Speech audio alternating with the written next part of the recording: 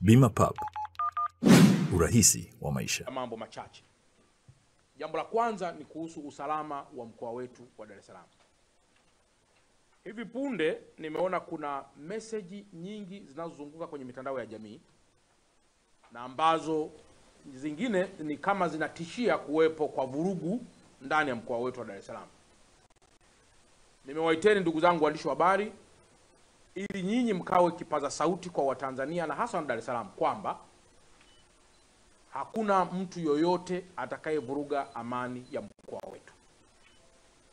Jana tulitoa maelezo kadhaa na Sakap Mlilo ZPC wa kanda maalum ya Dar es Salaam alitoa pia maelezo kadhaa kuhusiana na usalama wa mkoa wetu. Kwa hiyo kwa mtu yoyote wa chama chochote cha siasa, taasisi yoyote ya dini, taasisi iso ya dini, mtu binafsi, shirika au kampuni, hakuna hata mmoja atakayeweza kuvuruga amani ambayo imekwisha jengwa katika misingi ya uongozi na hasa uongozi bora wa Mheshimiwa Dr. Samia Suluhu Hassan. Tunafahamu kwamba wapo baadhi ya watu ambao wanaweza kuwa na malalamiko yao. Wazingatie sheria, wazingatie utaratibu wa namna ya kufikisha kwenye vyombo na taasisi zinazohusika na masuala ya malalamiko walionayo.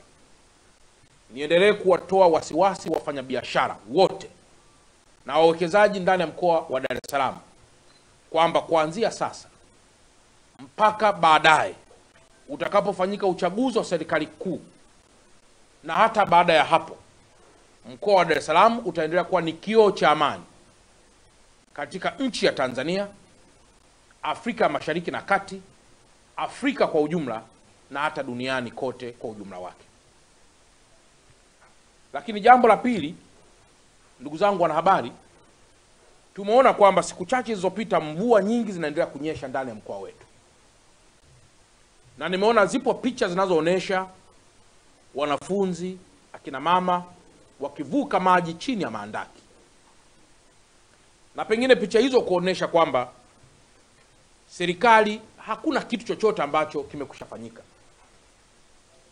Naomba ndugu zangu waandishi wa habari niwape taarifa kwamba Dar es Salaam kwa sasa tunaendelea na utekelezaji wa miradi mingi ya madaraja, barabara za lami na zisizo za lami.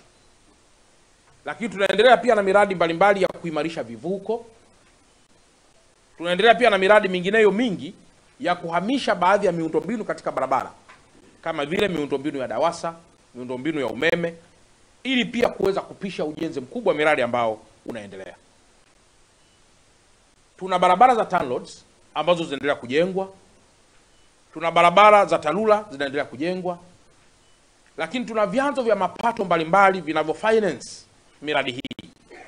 Serikali kama moja wa financer wa miradi hii, wadau wa maendeleo kama vile Benki ya Dunia, kama vile Benki ya Maendeleo ya Afrika, pamoja na wadau wengineo ambao wameendelea kumuunga mkono Mheshimiwa Rais wa Jamhuri ya Muungano wa Tanzania kindakindaki.